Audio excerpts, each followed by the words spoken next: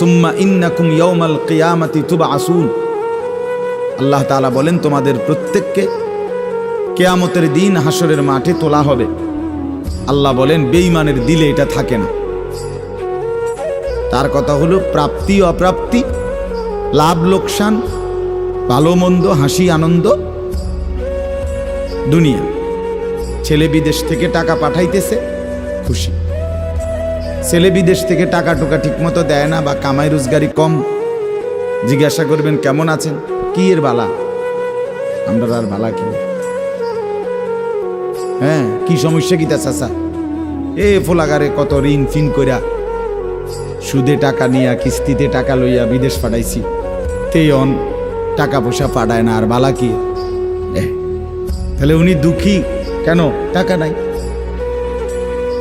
আবার টাকা পাঠাইতেছে, মাশাআল্লাহ, পান খাওয়ার স্টাইলই আলাদা,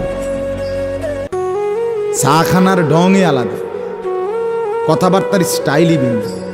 কেমন আছেন? আসি আল্লাহর রহমতে, আপনাকে দোয়ায়, 10 জনের দোয়ায় আল্লাহ ভালোই রাখছে। কেমনে ভালো?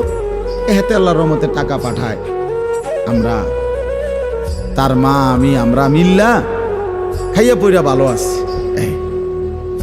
তাহলে ভালো থাকে দুনিয়া, ভালো থাকলে ভালো নাই দুনিয়া, ভালো না থাকে।